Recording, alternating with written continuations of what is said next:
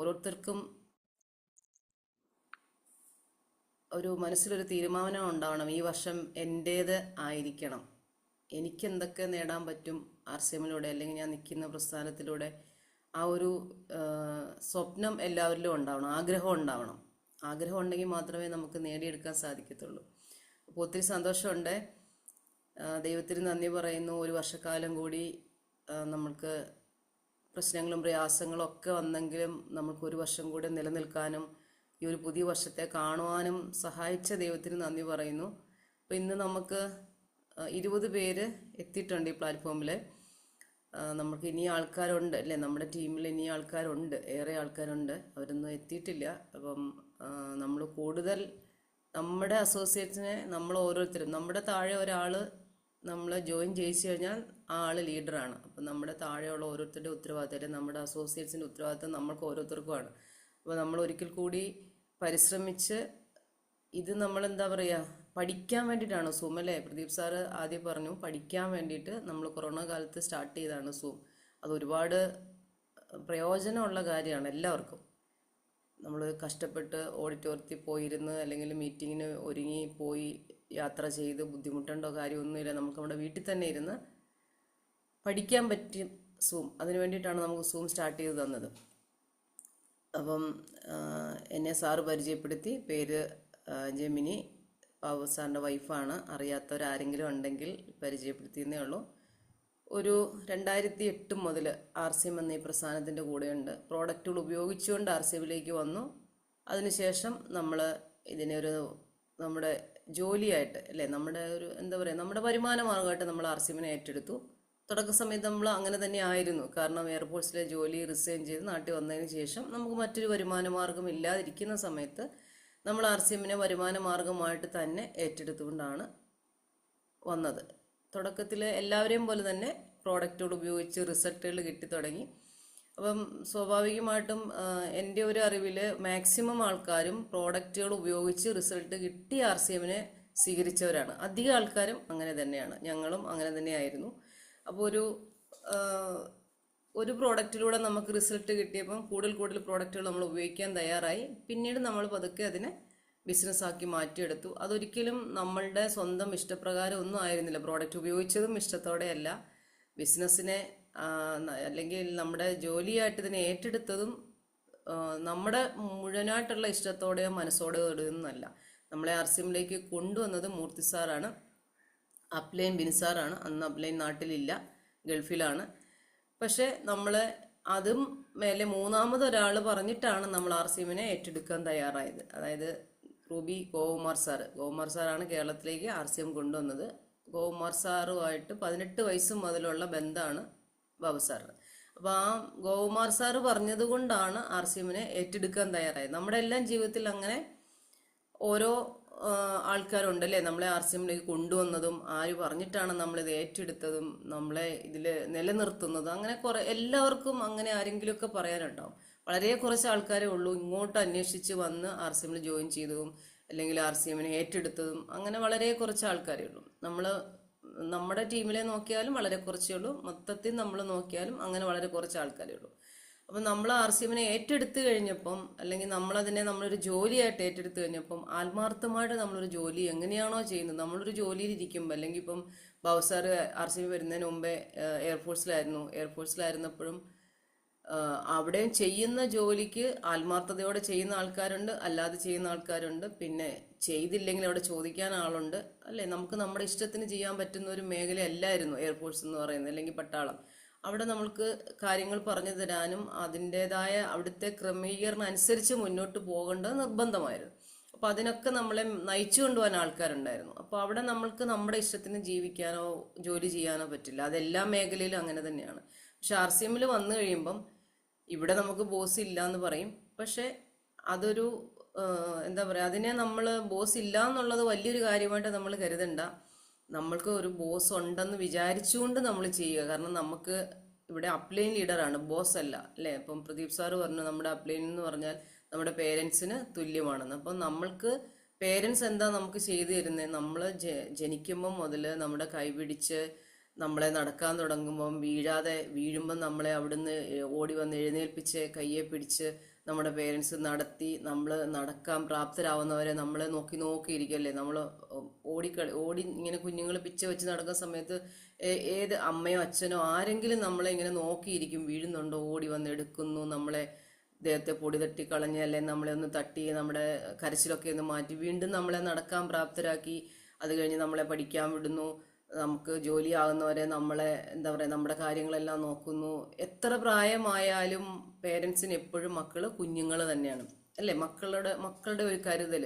അപ്പോൾ അതേപോലെ തന്നെയാണ് നമ്മുടെ അപ്ലൈ ലീഡേഴ്സ് നമ്മളെ കരുതുന്നതും നമ്മളെ വളർത്തിക്കൊണ്ട് വരുന്നതും. അപ്പോൾ അവിടെ സ്വാഭാവികമായിട്ടും ഈ നമ്മൾക്കും നമ്മുടെ പേരൻസിനോട് അമ്മക്ക് ഇഷ്ടമില്ലാത്ത കാണിക്കുമ്പോൾ നമുക്ക് ദേഷ്യമൊക്കെ തോന്നും. പക്ഷെ പേരൻസ് ആയതുകൊണ്ട് നമ്മളതിനെ ആ സമയത്ത് നമ്മളതിനെ നമ്മളതിനെ കാര്യമാക്കില്ല. പക്ഷെ നമ്മൾ ഒരു വളർച്ചയുടെ പാതയിൽ എത്തിയാലേ നമ്മൾ പേരൻസ് ആവുമ്പോൾ അല്ലെങ്കിൽ നമുക്കൊരു പക്വതയൊക്കെ ആകുമ്പോൾ മനസ്സിലാവും എന്തിനു വേണ്ടിയായിരുന്നു നമ്മളെ അങ്ങനെ വഴക്ക് പറഞ്ഞത് അല്ലെ തിരുത്തിയത്. നമ്മൾക്ക് അത് ചെയ്യാൻ പാടില്ല, ഇത് ചെയ്യാൻ പാടില്ല, കുറേ നിർബന്ധങ്ങൾ അല്ലെ പേരൻസ് വെക്കും. ഇതൊക്കെ എന്തിനായിരുന്നു എന്നുള്ളത് നമുക്ക് പിന്നീട് നമുക്ക് മനസ്സിലാവും. അപ്പോൾ അതേപോലെ തന്നെയാണ് RCMലെ അപ്ലൈൻ ലീഡേഴ്സും നമുക്ക് കാര്യങ്ങൾ പറഞ്ഞു തരുന്നതും നമ്മളെ നേർവഴിക്ക് നയിക്കുന്നതും. അപ്പം നമുക്ക് തോന്നും ഇവര് കാരണം വെച്ചാൽ നമ്മൾ RCMൽ വന്നു കഴിയുമ്പം അല്ലെങ്കിൽ RCMനെ നമ്മൾ ഏറ്റെടുത്ത് കഴിയുമ്പോൾ ഇവിടെ വരുന്ന ചിലപ്പോൾ അപ്ലൈൻസ് നമ്മളെക്കാട്ടി പ്രായത്തിൽ കുറഞ്ഞവരായിരിക്കും, അല്ലെങ്കിൽ നമ്മളെക്കാട്ടി വിദ്യാഭ്യാസം കുറഞ്ഞവരെ നമുക്കറിയാം പല മേഖലയിലുള്ളവരാണ് RCMൽ ഇന്ന് നമ്മുടെ കൂടെ ഉള്ളത്. അപ്പം നമ്മൾക്ക് ചിലപ്പോൾ അംഗീകരിക്കാൻ ബുദ്ധിമുട്ട് വരും. അപ്പൊ അതുകൊണ്ടാണ് പറഞ്ഞത് പേരൻസിനെ പോലെ കാണുമ്പം പേരൻസ് ചെയ്യുന്നത് അതേപോലെ കാര്യങ്ങൾ നമ്മുടെ അപ്ലയൻസ് ചെയ്തു തരുമ്പോൾ നമ്മൾക്ക് അതിൽ വിഷമിക്കേണ്ട കാര്യമില്ല. നമ്മള് നേർവഴിക്ക് വരാൻ അല്ലെങ്കിൽ നേർവഴി എന്ന് ഉദ്ദേശിച്ചത് നമ്മൾ RCMൽ നല്ലൊരു ലെവലിൽ എത്തണം, നമ്മൾ ഓരോരുത്തരും ഓരോ ലെവലിൽ എത്തണം. അതാണ് ഓരോ അപ്ലയൻസിന്റെ ആഗ്രഹം. അപ്പൊ അതിനു വേണ്ടിയിട്ടാണ് നമ്മളെ നേർവഴിക്ക് അവർ നയിക്കുന്നത്. നമ്മൾ ചെയ്യുന്ന എന്തെങ്കിലും തെറ്റായ കാര്യങ്ങളുണ്ടെങ്കിൽ അതൊക്കെ പറഞ്ഞു തരുന്നത് കൊണ്ടാണ്. അപ്പൊ അങ്ങനെ പറഞ്ഞു തന്ന് ഞങ്ങളെയും RCMലേക്ക് കൊണ്ടുവന്നത്, അല്ലെങ്കിൽ RCMൽ നമുക്ക് വഴികാട്ടിയായിട്ട് മൂർത്തി സാർ ഉണ്ടായിരുന്നു. പിന്നെ ഇടയ്ക്ക് ഗോകുമാർ സാറിന്റെ ഒരു അഡ്വൈസും ഇടയ്ക്കിടയ്ക്ക് നമുക്ക് കിട്ടും. അങ്ങനെയാണ് നമ്മൾ RCMലേക്ക് വളർന്നു വന്നത്. അപ്പോൾ ഒരുപാട് പ്രതിസന്ധികളൊക്കെ കടന്നാണ് നമ്മളിവിടെ വരെ എത്തിയത്. അപ്പോൾ അതിലേക്കൊന്നും ഞാൻ പോകുന്നില്ല. ഇവിടെ മിക്കവാറും എല്ലാവർക്കും അറിയില്ലെങ്കിലും കുറെ പേർക്കൊക്കെ അറിയാം എങ്ങനെയാണ് നമ്മൾ ഇവിടെ വരെ എത്തിയെന്നുള്ളത്. ഒരുപാട് പ്രതിസന്ധികൾ ഉണ്ടായിരുന്നു. ബാബുസാറിനെ സംബന്ധിച്ച് ആദ്യത്തെ പ്രതിസന്ധി ഞാൻ തന്നെയായിരുന്നു. കാരണം RCM ബാബുസാർ ഏറ്റെടുത്തപ്പോൾ ഇതിനെ ഞാൻ ഏറ്റെടുക്കാൻ തയ്യാറല്ലായിരുന്നു. എനിക്കൊരു ഒട്ടും ഇഷ്ടം ഉണ്ടായിരുന്നില്ല ഇങ്ങനെ. കാരണം ഇന്ന് കാണുന്ന RCM അല്ലായിരുന്നു അന്ന്. അപ്പോൾ അന്നത്തെ RCM എന്ന് പറഞ്ഞാൽ ഷോപ്പുകളില്ല, പ്രോഡക്റ്റുകൾ വളരെ കുറവ്, ലീഡേഴ്സ് ഇല്ല, വരുമാനം കിട്ടുന്നവരെ കാണിച്ചു തരാനില്ല, അങ്ങനെ കുറേ പ്രശ്നങ്ങൾ. നമ്മൾ എന്ത് കണ്ടിട്ടാണ് ഇപ്പൊ നമ്മളൊരു ജോലിക്ക് പോയാൽ നമുക്ക് ഇത്ര രൂപ ശമ്പളം ഒരു മാസം കിട്ടും, മാസാവസാനം കിട്ടും എന്നുള്ളതിന് നമുക്കൊരു ഒരു തെളിവുണ്ട്. ഇവിടെ ഇതൊന്നുമില്ല. ഇങ്ങനെ ഒരു സാധ്യതയുണ്ടെന്ന് മാത്രം പറഞ്ഞുകൊണ്ട് മുന്നോട്ട് പോകാന്ന് പറഞ്ഞാല് ഇതിങ്ങനെ RCM വളരുമെന്നോ ഒരുപാട് പ്രോഡക്റ്റുകൾ വരുമെന്നോ ഇതൊന്നും അന്ന് നമുക്ക് വിശ്വസിക്കാനേ പറ്റുന്നുണ്ടായിരുന്നില്ല. എന്നെ സംബന്ധിച്ച് ഇന്ത്യയുടെ ഏതോ ഒരു മൂലയ്ക്കിരുന്ന ഒരു വ്യക്തി പറയുകയാണ്, നിങ്ങൾ ഈ പ്രോഡക്റ്റുകൾ ഉപയോഗിക്കൂ, അല്ലെങ്കിൽ ഈ പ്രോഡക്റ്റുകൾ ഗ്രാമത്തിൽ അല്ലെങ്കിൽ നിങ്ങളുടെ നാടുകളിൽ മറ്റുള്ളവരിലേക്ക് എത്തിക്കൂ, നിങ്ങളുടെ കുടുംബത്തിന്റെ ഉത്തരവാദിത്വം ഞാൻ ഏറ്റെടുത്തുകൊള്ളാം എന്ന് പറഞ്ഞത് ഞാൻ കാണാത്തത് കേൾക്കാത്തത് അറിയാത്ത ഒരു വ്യക്തി ഈ ലോകത്തിന്റെ ഒരു മൂലയ്ക്ക് ഇരുന്നുകൊണ്ട് പറയുകയാണ്. അത് കേട്ടിട്ട് ബാബുസാർ വന്ന് എന്നോട് പറയാണ് ഇങ്ങനെ ഒരാൾ പറഞ്ഞു. അപ്പം TCG എന്നാണ് പേരെന്നൊക്കെ പറയുന്നുണ്ട്. ഞാൻ ഫോട്ടോ കണ്ടിട്ടുണ്ട്, നേരിട്ട് കണ്ടിട്ടില്ല, സ്പീച്ച് കേട്ടിട്ടില്ല.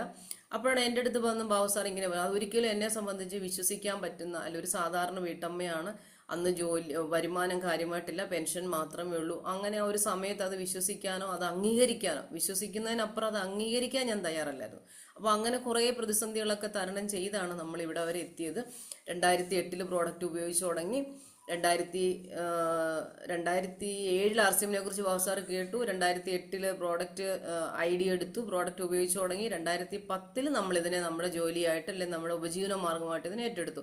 ഇപ്പൊ നമ്മൾ RCM ബിസിനസ് നല്ല പറയുക, നമ്മൾ RCM അഭിയാൻ എന്നാണ് പറയുക അല്ലെ. നമ്മളിത് നന്മയാണ്, മറ്റുള്ളവർക്ക് ചെയ്യാൻ പറ്റുന്നത്. ശരിക്കും പറഞ്ഞ ഒരു ചാരിറ്റി പോലെ തന്നെ നമുക്ക് ചെയ്തു കൊടുക്കാൻ പറ്റുന്നതാണ്. എല്ലാവരും ഇതിനെ അംഗീകരിക്കണമെന്നില്ല. ഇപ്പൊ നമുക്കറിയാം, നമ്മൾ ഈ ചാരിറ്റി ചെയ്യുന്ന ആൾക്കാരൊക്കെ എല്ലാവരും ഓരോ ഗ്രൂപ്പിനെ അല്ലെങ്കിൽ ഒരു വ്യക്തിയെ അംഗീകരിക്കാനായിട്ട് പെട്ടെന്നൊന്നും തയ്യാറാവത്തില്ല. അത് പറ്റിക്കലാണോ, അല്ലെങ്കിൽ അത് അവര് ശരിയായ രീതിയിലാണോ ഇത് ചെയ്തത്, നമ്മൾ അവർക്ക് എന്തെങ്കിലും കൊടുത്തു കഴിഞ്ഞാൽ അത് ശരിയായ രീതിയിലുള്ളിടത്താണോ അത് എത്തുക എന്നൊക്കെ എല്ലാ സംശയമുള്ള ആൾക്കാരുണ്ട്. അന്ന് പറഞ്ഞ പോലെ തന്നെയാണ് RCMനെ ഇപ്പോഴും സംശയത്തോടു കൂടി നോക്കുന്ന ആൾക്കാരുണ്ട്.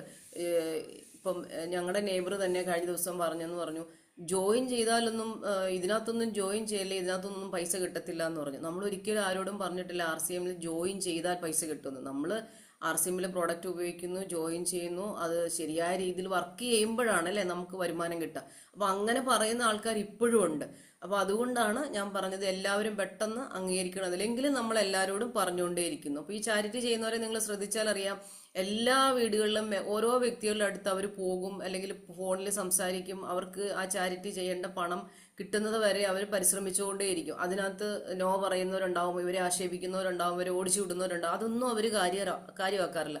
അവരൊരു ലക്ഷ്യത്തിലേക്ക്, ഇപ്പോൾ ഒരാൾക്ക് ഒരു വീട് വെച്ച് കൊടുക്കാനായിരിക്കും, അല്ലെങ്കിൽ ഒരു കുട്ടിയെ പഠിപ്പിക്കാനായിരിക്കും, അല്ലെങ്കിൽ ഒരു രോഗമുള്ള ഒരാൾ ചികിത്സിക്കാൻ വേണ്ടിയിട്ടായിരിക്കും, അല്ലെങ്കിൽ കുറെ പ്രായമായവർ, ആരുമില്ലാത്ത പ്രായമായവരെ നോക്കുന്നവരായിരിക്കും. അവരുടെ ലക്ഷ്യം എന്ന് പറഞ്ഞാൽ അവർക്ക് വേണ്ട കെയർ കൊടുക്കുക എന്നുള്ള. അപ്പൊ അതിന് വേണ്ട കാര്യങ്ങൾ ശരിയാകുന്നത് വരെ അവരിങ്ങനെ ആൾക്കാരോട് പറഞ്ഞുകൊണ്ടേയിരിക്കും, അതിനുവേണ്ടി പരിശ്രമിച്ചുകൊണ്ടേയിരിക്കും. അത് ലഭിക്കുന്നവരെ അവർ ചെയ്തുകൊണ്ടേയിരിക്കും. അപ്പൊ എവിടെയെങ്കിലും ആരെങ്കിലും ഒക്കെ അവരെ സഹായിക്കും എന്ന് പറഞ്ഞ പോലെയാണ് RCM. നമ്മൾ RCMല് ഓരോരുത്തരോടും പറഞ്ഞുകൊണ്ടേയിരിക്കും. അപ്പം നമുക്ക് ഇതിൽ നമ്മള് ഒരുപാട് കാര്യങ്ങൾ ഇതിനകത്ത് നമ്മൾ ശ്രദ്ധിക്കാനുണ്ട്. നമ്മളെ സംബന്ധിച്ച് വെറും ഒരു ആട്ട, എണ്ണ, അല്ലെങ്കിൽ മുളക് പൊടി, മല്ലിപ്പൊടി, മഞ്ഞൾപ്പൊടി വിൽക്കുന്ന ഒരു സംഭവം അല്ല RCM. പലരുടെയും വിചാരം RCM എന്താ, റൈസ് ബ്രാൻ ഓയിൽ, അല്ലെങ്കിൽ ആട്ട, അല്ലെങ്കിൽ എണ്ണ, അല്ലെങ്കിൽ മുളക് പൊടി, മല്ലിപ്പൊടി, ഇങ്ങനെയാണ്. ഇതിനകത്ത് എന്തെല്ലാം സാധ്യത. കാരണം നമുക്ക് ഒരാളോട് ഒറ്റയടിക്ക്, അല്ലെങ്കിൽ ഒരു നിമിഷം കൊണ്ട്, അല്ലെങ്കിൽ ഒരു തവണത്തെ സിറ്റിംഗ് കൊണ്ട് നമുക്ക് RCMന്റെ എല്ലാ കാര്യങ്ങളും അവരെ പറഞ്ഞ് മനസ്സിലാക്കാനായിട്ട് നമുക്ക് സാധിക്കത്തില്ല. കാരണം നമ്മൾക്കറിയാം, നമുക്കിന്ന് മന്ത്ലി ബോണസ് ഉണ്ട്, ഇയർലി ബോണസ് ഉണ്ട്. പിന്നെ ഈ ഒരു പ്രസ്ഥാനം അല്ലെ, നമ്മളൊക്കെ പോയി കമ്പനി കണ്ട ആൾക്കാരാണ് അല്ലെ, കമ്പനിയുടെ ഹെഡ് ക്വാർട്ടേഴ്സ് ഒക്കെ കണ്ട ഒത്തിരി പേരുണ്ട്. അപ്പൊ അവിടെയൊക്കെ ഒന്ന് പോയി, ഒരു തവണയൊന്ന് പോയി കഴിഞ്ഞാൽ നമുക്കറിയാം എന്ത് മാറ്റമാണ് ഒരു വ്യക്തിയിൽ ഉണ്ടാവുക എന്നുള്ളത്. അപ്പൊ നമ്മളെ സംബന്ധിച്ച് RCM ഇപ്പം നമുക്കറിയാം, നമ്മളിപ്പോൾ 25 പേരുണ്ട്. നമ്മള് ജോസാറിന്റെ ജോസാറിന്റെ സൈഡാണ്. നമുക്കറിയാം, നമുക്ക് ഇന്ന് നമ്മുടെ ജോസാറ് കൂടെ ഇല്ല. ഇപ്പൊ ജോസാറ് നമ്മളിൽ നിന്ന് വിട്ടു പിരിഞ്ഞിട്ട് 6 മാസം കഴിഞ്ഞു. അപ്പം ജോസാറിനെ സംബന്ധിച്ച് നമുക്കെല്ലാവർക്കും ഒരു സപ്പോർട്ടായിട്ട്, എന്താ പറയാ, ഒരാള് നമുക്ക് ഒരു തണലായിട്ട് നമ്മുടെ എല്ലാവരുടെയും കൂടെ ഉണ്ടായിരുന്നു. ഞങ്ങൾക്കും അങ്ങനെ തന്നെയായിരുന്നു. ഞങ്ങളുടെ അസോസിയേറ്റ് ബയർ ആണെങ്കിൽ കൂടി നമുക്കും ഒരു സപ്പോർട്ടും തണലുമായിട്ട് ജോസാറ് എപ്പോഴും കൂടെ ഉണ്ടായിരുന്നു. അപ്പം നമ്മളെ സംബന്ധിച്ച് RCMൽ ഒരു വ്യക്തി ഈ ലോകത്ത് നിന്ന് മാറിപ്പോയാൽ ഒരിക്കലും നമ്മൾ ആ ആളെ മറന്നു പോകുന്നില്ല. നമ്മൾ എന്നും ആളെ ഓർക്കല്ലേ. നമുക്കറിയാം, നമ്മൾ ഒരു ദിവസം പോലും ഒരു മീറ്റിങ്ങിലും ജോസാറിന്റെ കാര്യം ഒരു തവണയെങ്കിലും നമ്മൾ പറയാതെ മുന്നോട്ട് പോകാറില്ല. അത് ഹോൾ മീറ്റിംഗ് ആയാലും സൂം മീറ്റിംഗ് ആയാലും അങ്ങനെ തന്നെയാണ്. അപ്പം നമ്മൾ ഓരോരുത്തരും RCMനെ ഏറ്റെടുത്തതിന് നമുക്ക് ഓരോരുത്തർക്കും ഓരോ ലക്ഷ്യമുണ്ട്. ഇത് തലമുറകളുടെ ബിസിനസ്സാണ്.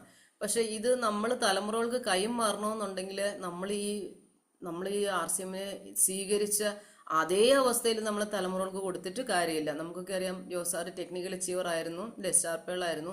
നമ്മൾ ഈ പാസീവ് ഇൻകത്തിന്റെ നമ്മുടെ ടീമിലുള്ള ഏറ്റവും വലിയ തെളിവാണ് ജോസാറിന്റെ കുടുംബം.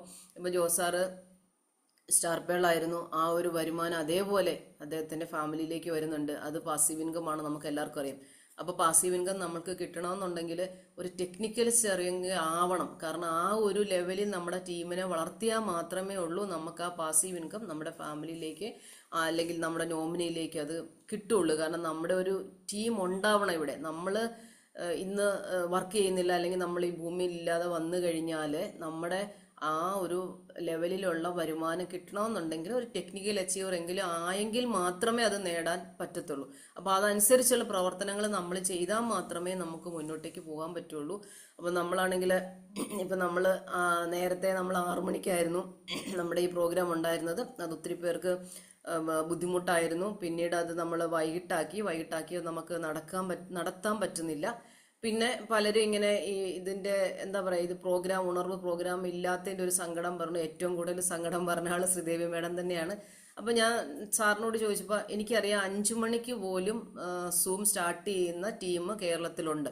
കാരണം അത് പറയാൻ കാര്യം, ഞങ്ങളെയൊക്കെ ഈ സൂമിലൊക്കെ ക്ലാസ് എടുക്കാൻ വിളിക്കും. അപ്പൊ അവര് ടൈമിങ് പറയുമ്പോഴാണ് നമ്മൾ അതിശയിച്ചു പോകുന്നത്. രാവിലെ വെളുപ്പിന് 5 മണിക്ക്, വേറൊരു സമയം ഇല്ല, വെളുപ്പിന് 5 മണിക്കാണ് ഞങ്ങളുടെ ടീമിന്റെ സൂം സ്റ്റാർട്ട് ചെയ്യുന്നതെന്ന് പറയുന്നത് കേൾക്കുമ്പോൾ അതിശയം വരും. അപ്പോഴും കേൾക്കാനും എഴുന്നേറ്റിരുന്ന് അത് പഠിക്കാനും കേൾക്കാനും അവരുടെ ടീമിലെ ആൾക്കാർ റെഡിയാണ്. അവർക്ക് പഠിച്ചാൽ മതി, മനസ്സിലാക്കിയാൽ മതി.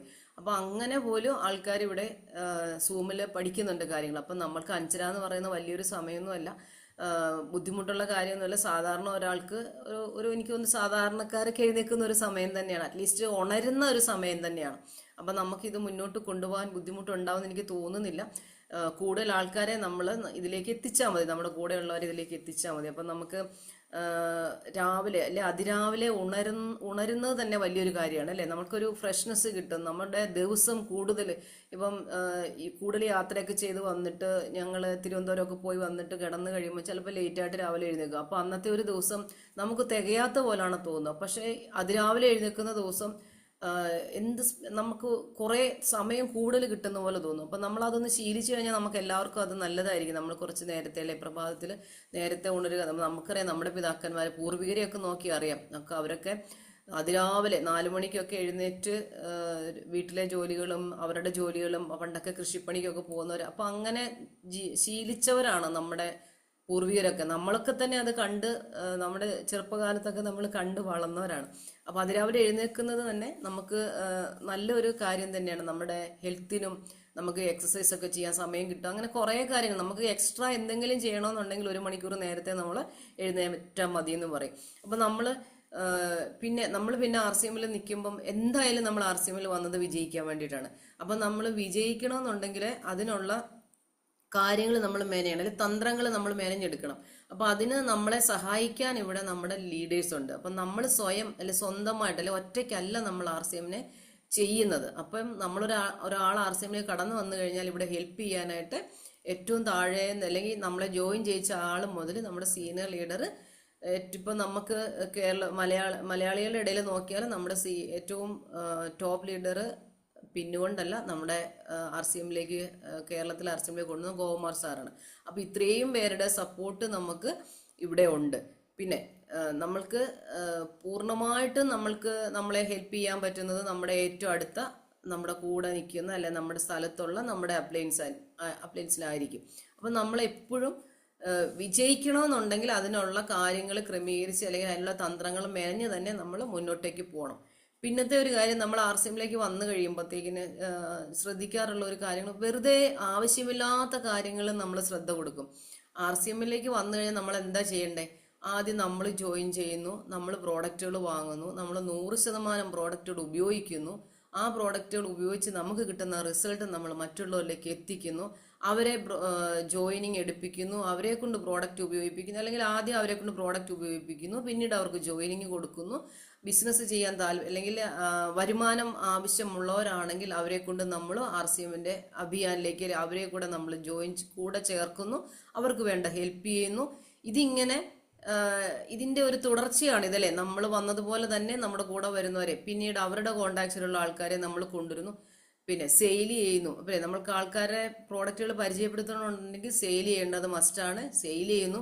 അതിപ്പം നമ്മൾ റോഡ് സൈഡിൽ ഇറങ്ങി നിന്ന് എങ്ങനെ വേണേലും നമ്മുടെ ഇഷ്ടം, നമ്മൾക്ക് എങ്ങനെയാണോ ചെയ്യാൻ പറ്റുന്നത് ആ രീതിയിൽ നമുക്ക് ആൾക്കാരിലേക്ക് പ്രോഡക്റ്റുകൾ എത്തിക്കാൻ പറ്റും അല്ലേ.